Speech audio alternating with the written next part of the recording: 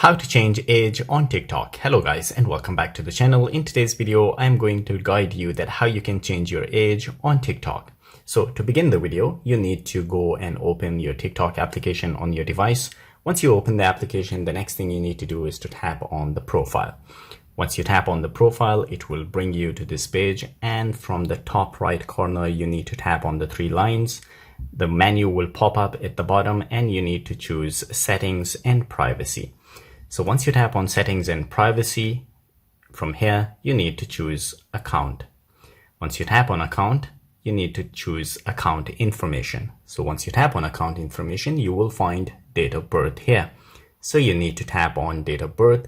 So by accident or intentionally, you have chosen a wrong birthday. If you want to change it, how you're going to do it, just tap on that birthday. And here you can choose the month, the date, and the year. So all you need to do is to scroll up or just swipe up or down. Suppose I want to change it like this, and then I choose the month.